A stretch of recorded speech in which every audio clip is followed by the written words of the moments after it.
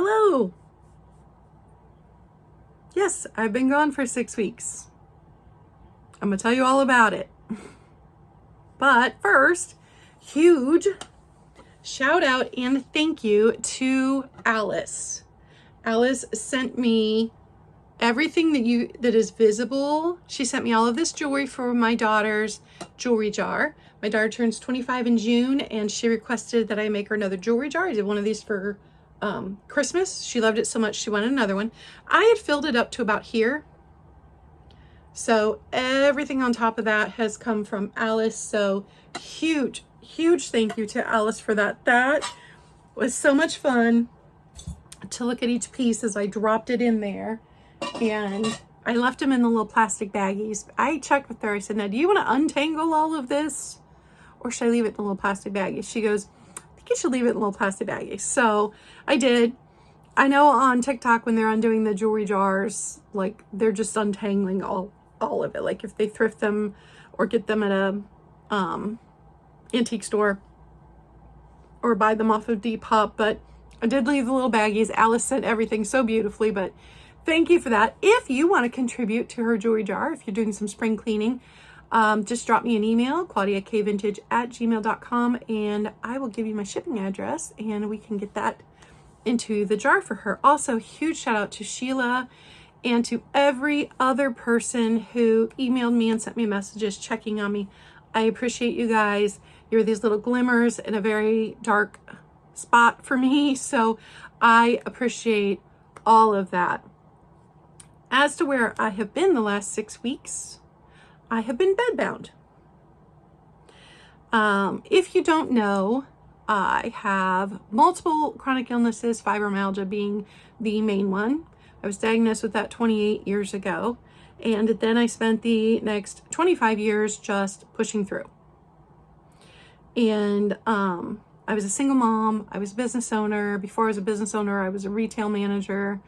I was the shipment manager in retail management. So it was always work hard, work hard, work hard. And I did that until I couldn't do it anymore. And so the last 6 weeks, I have not been able to take my parents to any of their appointments. Mom's doing well. Dad did have his sinus surgery and he is not healing well. So he's had to have gone back for several follow-up appointments where they're continuing to try to get the swelling down and keep the scar tissue from closing his nasal passages back up. So he's dealing with that. But I've not been able to go to any of those appointments. My niece has taken that on and she's doing that. She's the oldest granddaughter, just like I'm the oldest daughter. My niece is the oldest granddaughter. So usually it would be me doing that. She's been doing that. And I appreciate her so much for that, but I feel terrible I've not been able to be there for my parents. I did get to go over so I've been like 95% housebound for 6 weeks. I have been able to go over for my mom's birthday, which I think was, she celebrated, we didn't celebrate on her actual birthday. So I think it was 15th or 16th, 15th, March 15th. I went over for a few hours and basically just sat and still hurt so much the next day. And then I was able to go back over at the end of March for my niece's birthday party. But like, there have not been weekly visits over there to help my mom clean or do any of that. My grandmother turned 97. Did not get to go with my parents to see her at the nursing home. A different niece took her, but it was the niece who just had the baby. So I have this really amazing picture of my grandmother and her great granddaughter. So that was kind of cool. But there was no way I could make that trip. It's over an hour. So I have been struggling and it has been major pain. And people are probably like, oh, well, you got to rest for 6 weeks.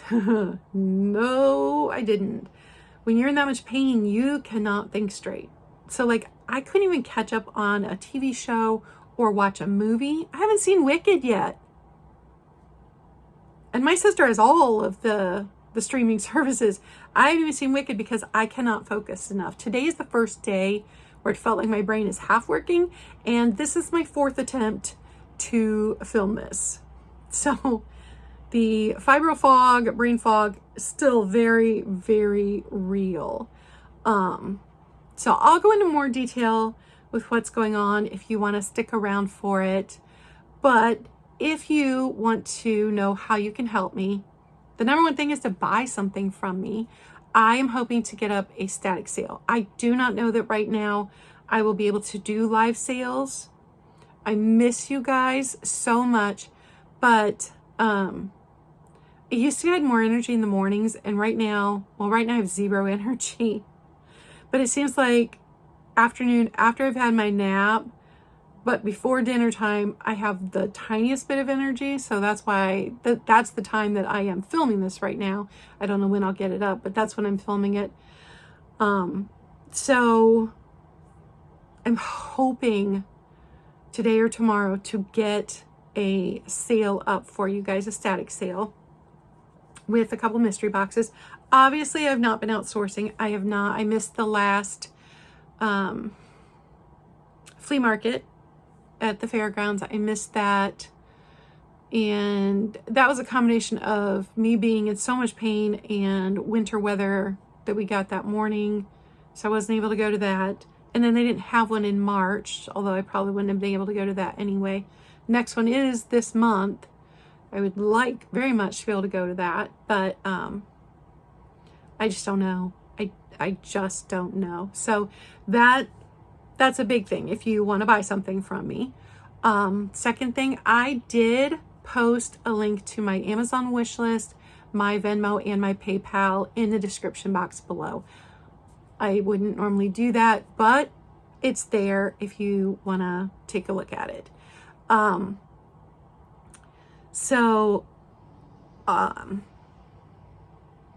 Lost my train of thought. It's the brain fog.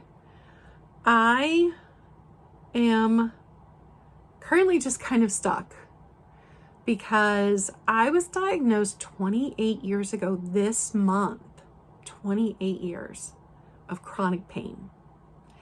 And, I tried the medical route and I did all of the medicines that were approved. And I do not react well to most medicines. I have allergic reactions. I have opposite reactions of what the medicine's supposed to do, or I have zero reaction at all. I combat that honestly. My dad has a whole list of medications he cannot take. And I have been allergic to penicillin from the time I was a baby and given it for the first time. My dad's dad, my grandfather, died of an allergic reaction to a medication. So I come by those reactions very honestly. I have tried every supplement. I have tried every therapy. I have done physical therapy repeatedly. I have done massage therapy. I have done acupuncture. I have done the different types of massage therapy like lymphatic, deep tissue, you name it. I have tried it if I could afford it. I have done all of the supplements. I have done the music therapy, the different light therapies. I've done it. I have done it. And for 28 years, well, for 25 years, I just pushed through. I pushed through. And I never wanted to make this channel about my chronic illness, but I feel like you guys deserve an explanation because I've been gone so long. So if you want to hang out for it, you can. And if not, thanks for watching up to here. But when you get a chronic illness, you start to lose things. And so you grieve things. And the first things you have to give up, you're like, okay. So for me, it was going out dancing, which probably naturally would have given that up anyway because I was maturing. And by the end of that year, I was pregnant with my first kid. So it's not like I'm going to be out dancing anyway, right? I'm a mom, I'm a wife, I'm raising kids. So it was sad, but you know, I was like, oh, this is something I would have grown beyond anyway, just in the past. And then you start to lose friends because you don't have the time or energy to spend with them. And some of that you tell yourself, well, they're single, I've got kids now, we would have drifted apart anyway. And then you lose like any energy for me time. So everything is focused on getting through work, your 40 hours a week, and the kids, whatever the kids need. And so you lose any time you have for yourself. And then you give up a lot of the things for the kids. You don't get to go to their wrestling matches, and you don't get to go to their concerts because you just cannot. All you could do that week was get through your 40 hours a week and put food on the table, and you can't do that. Then you lose the ability to push the cart around the store. But by then your kids are teenagers, so they go shopping with you and they push the cart for you. And so you do that, and then you start to lose the ability to work 40 hours a week. So you cut back a little bit, and then you cut back a little more. And you've already cut out dating by this point. So now it's been 7.5 years since I had a date. And now at this point, lost almost all of my friends as well. And you just keep pushing through. And you're working less and you're working less. And then 2020 comes, and the massage practice that you built was on helping chronically ill people, overweight people, elderly people. So when we were allowed to reopen our businesses, guess who did not come back? So I lost my practice. So I tried to rebuild, selling on here. And for a while that worked. My niece had a lot of free time to go out thrifting with me. My dad was in a better place a couple years ago and was willing to take me, or if not go with me, then willing to take me to the post office to drop stuff off. And then in 2022, August of 2022, I had not been able to make enough to pay rent. I was no longer making enough to buy myself food. I had maxed out every credit card. And so then I lost my independence and had to move in with my parents. And so I kept trying to do this and just kept moving forward, because that's what you do. When you can't run, you walk. And when you can't walk, you crawl.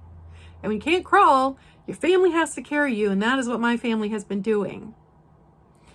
And so then my parents downsized. So in February of 2024, I moved in here with my sister, her husband, and their 14-year-old. Well, he wasn't 14 yet. He was 13. Now he's 14. And so we are in a 2-bedroom apartment, all 4 of us. And they have been wonderful. They have not ever expected me to pay a dime while living here. But it is just too much. He's going into high school in the fall, and they have asked me to find someplace else to live. So now I've lost my home at the end of May. So this was the absolute worst time to have a massive flare-up and be sicker than I've ever been and not be able to do anything, not be able to forward my business, not be able to leave the house, not be able to source, not be able to make any money at all. And my mom, my dad, my sisters, my brother, my friends, I do have friends here who have helped me out. And then my daughter, who's helped me out. And one of my things about raising my kids was I was never going to take money from them. Never, ever going to take money from them. I tried not to even get low on cash where I would need to borrow $5 from one to give to the other for something for school, you know? It's always been my thing. And my kids are now 23, almost 25, and almost 27. My oldest has his birthday this month. He'll be 27, and then my daughter's birthday is in June. So, I mean, they're all well into adulthood, but I still never wanted to take money from them. But 2 months ago, my daughter paid for my phone bill to keep my phone on. Last month, my dad paid for it. So my whole family has been carrying me. And I don't even know where you go from here when your health has gotten to the point where you can't take care of yourself anymore. And this is the first time in my life where I have not been able to shower daily. And I am a have to shower daily person. Like, my skin is allergic to my skin. So if I don't shower, I break all out. And I know it's not super healthy to shower every day, but also it helps loosen my muscles. It gives me a little less pain, except I've not even been able to shower. I am so shaky and so weak. And I am a fall risk currently. So when I'm in the shower, I'm like hanging onto the wall with one hand while trying to wash with, my daughter got me one of those shower brushes just to stay clean. And that's still only every 2 to 3 days that I'm able to do that. So I'm struggling with that. Today is the first day where I have felt halfway normal. And even though my hip is not in as much pain as it's in, I forget, because it's not in as much pain, step down on it, and it just gives out on me. So I'm struggling. I am struggling. I am currently in the process of applying for disability, but that can take years. So I don't know. I don't know where I go from here. I know that my family is tapped out. Whew, I told myself I wasn't going to cry. They have been so wonderful in financially supporting me, but none of them are rich. None of them have a lot of money. I mean, my parents are on a fixed income. They're in their 70s. My one sister's a school teacher, and my brother supports his wife, who also has fibromyalgia. She hasn't been able to work in years and years. And my sister that I'm currently living with is still raising a child. So, everyone has been supporting me, but I don't know. I don't know what happens to people when they're too disabled to work. Because I have always worked and pushed through.